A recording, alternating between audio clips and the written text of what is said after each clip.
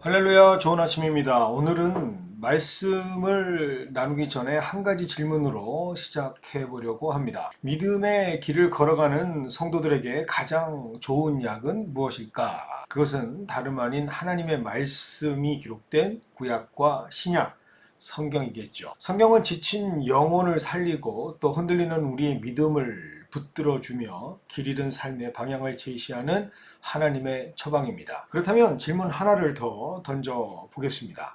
수많은 말씀 중에서 만일 단 한 말씀만 선택해야 한다면 과연 모든 성경의 핵심을 담고 있는 말씀은 무엇일까? 네, 너무나도 우리가 잘 알고 있는 요한복음 3장 16절일 겁니다. 이처럼 성경의 모든 말씀은 하나도 허투루 여길 수 없는 귀한 말씀이지만 그 중에도 반드시 붙들어야 할 핵심을 압축해서 담은 말씀들이 있습니다. 오늘 본문 요한계시록 21장 1절부터 4절까지의 말씀이 바로 그러한 말씀이죠. 오늘 말씀은 요한계시록 22장 가운데서도 하나님께서 왜 계시를 주셨는지 곧 계시록의 목적이 무엇인지를 가장 분명하게 드러낸 핵심 본문이라 할 수 있습니다.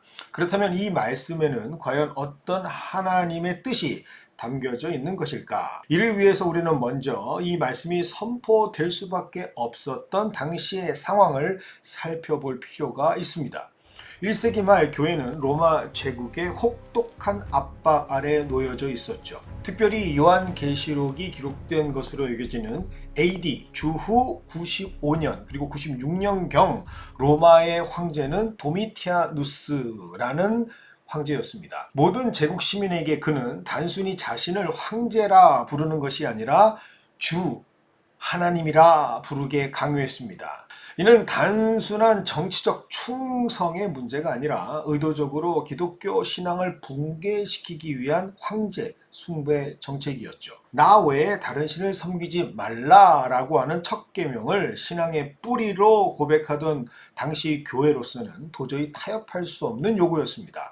그러나 이 명령을 거부했을 때 감당해야 하는 그 대가는 상상 그 이상으로 참혹했죠. 체포와 구속을 넘어서서 인간의 존엄성이 철저히 짓밟히는 수치와 고통의 현장으로 내몰렸습니다.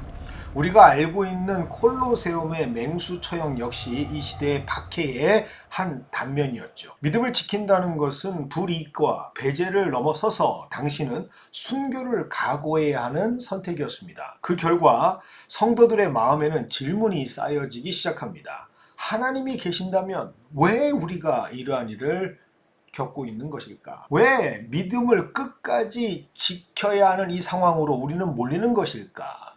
그리고 이 믿음은 끝까지 지켜야 할 가치가 있는 것일까? 이 고난의 끝은 있는 것일까? 게다가 예수님을 직접 보았다라고 하는 복음의 증인들이 하나 둘씩 사라져갑니다. 마침내 가장 당시에 젊었던 제자 사도 요한만 남아있는 상황이죠. 그러나 이 예수님의 생애를 경험한 최후의 증인인 사도 요한도 반모섬의 유배를 당하게 됩니다. 재림은 지체되고 박해는 끝이 보이지 않는 상황 속에서 요한은 하나님께 부르짖을 수밖에 없습니다. 주여, 언제까지입니까? 이 고난이 끝나기는 하는 겁니까? 바로 이 절규의 자리에서 하나님께서는 사도 요한에게 요한계시록 21장 1절과 2절, 3절, 4절을 보여주십니다.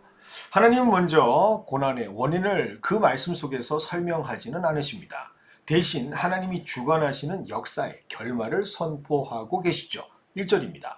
또 내가 새 하늘과 새 땅을 보니 처음 하늘과 처음 땅이 없어졌고 바다도 다시 있지 않더라.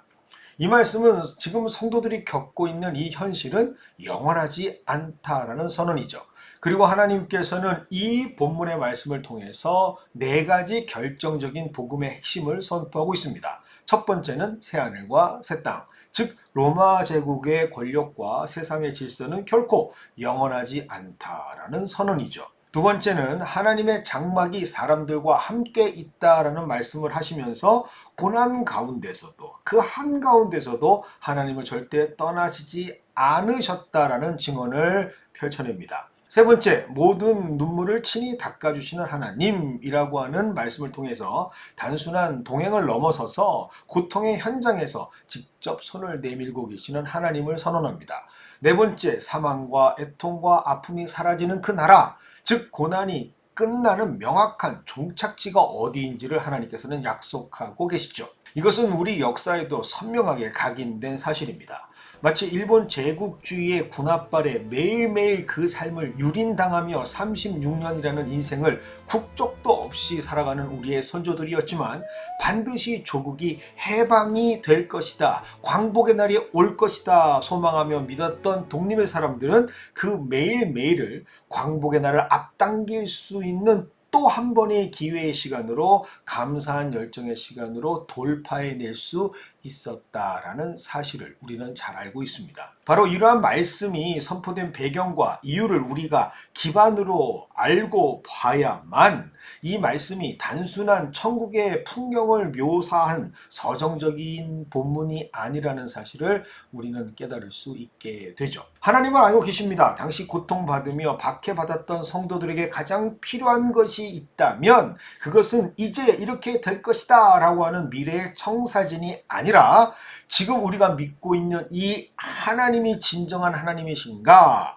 그 의심되어지고 흔들리는 상황에 대한 확신이 흔들리는 그 마음에 다시 한번 하나님이 어떤 분인지를 분명하게 확인시켜 주어야 한다는 사실이 필요했다라는 것이죠. 그 믿음이 다시 세워질 때 성도들은 근본적 원동력을 회복할 수 있고 하나님을 누구보다 더 잘 알 수 있다라는 그 확신이 바로 주어지는 것이 계시록의 목적이고 신앙의 최종 목표라는 것을 하나님께서는 사도 요한을 통해서, 계시록을 통해서 우리에게 선포하고 있는 것입니다. 그렇다면 이 말씀이 현대를 살아가는 우리들에게는 어떠한 의미가 있는 것일까? 오늘 우리가 살아가는 삶에는 당시와 같은 탄압과 박해는 없습니다. 하지만 여러 형태의 압박과 삶의 무게 그리고 고통은 여전히 존재하죠. 끝없이 쏟아지는 일정과 책임들, 타인과 비교를 통해서 상대적인 박탈감을, 상실감을 얻게 되는 우리의 삶, 재정적 압박과 불완전한 건강의 우려, 자녀, 부모님을 포함한 다양한 인간관계 속에서 오는 삶의 애환들이 우리에게는 여전히 있습니다. 쳇바퀴 돌아가듯 반복되는 일상에서 마주해야만 하는 보이지 않는 불안과 피로, 쉽게 해결되지 않는 관계의 아픔들을 당할 때마다 우리는 종종 그 유일한 방법이 하루를 그냥 버티는 것이다 라고 말할 때가 있습니다. 하지만 이와 같은 때에 오늘 말씀은 분명하게 우리에게 선포하고 있죠. 신앙은 도피가 아니라 방향을 재설정하는 것이다 라고 말이죠. 이 말씀은 이런 우리에게, 마주하고 있는 매일의 고단함이 있는 우리에게 그 고단함을 부정하라 라고 말하지 않습니다. 하지만 우리에게 선포된 이 말씀은 그 고단함을 견뎌낼 수 있는 하나님의 힘, 그 역사를 일깨워 줍니다. 오늘 우리가 흘리는 눈물 낭비되지 않을 것이며 오늘 우리가 함께하는 이 인내는 하나님과 연결되어 있어서 우리가 그 선택을 행할 때마다 하나님께서 이끌어주시는 동행으로 받게 될 새하늘과 새 땅을 향한 한 걸음 한 걸음 일보 전진임을 밝히 보게 하십니다. 그래서 이 아침 오늘 말씀은 우리에게 이렇게 적용될 수 있을 것 같습니다. 오늘 나에게 주시는 주어진 삶은 나 홀로 버텨내야만 하는 과제가 아니라 하나님께서 함께 동행해 주시는 위대한 하나님이 주시는 하루이다 라고 말이죠. 여러분, 눈물을 숨기지 마세요. 눈물 흘렸던 일을 결코 없던 일이 될 수 없습니다. 하지만 잊지 마시기를 바랍니다. 그 눈물은 곧 하나님께서 닦아주시고 그 눈물 자국을 씻겨주시며 새롭게 일어날 힘을 우리에게 주십니다. 그것이 바로 우리가 고난을 뛰어넘을 수 있는 믿음이라고 하는 원동력이고 하나님의 사랑을 다시 한번 확인할 수 있는 은혜의 시간이라 고백할 수 있는 성도들의 특권이죠.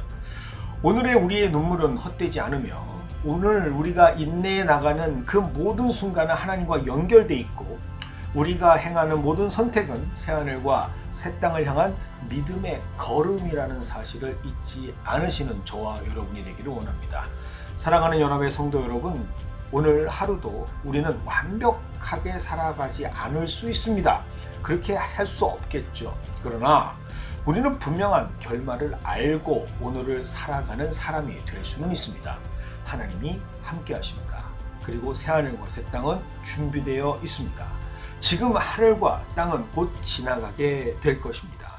이 확신을 품고 오늘도 소망을 가슴에 담아 하루하루를 성실히 살아가는 저와 여러분이 되시길 주님의 이름으로 축원드립니다.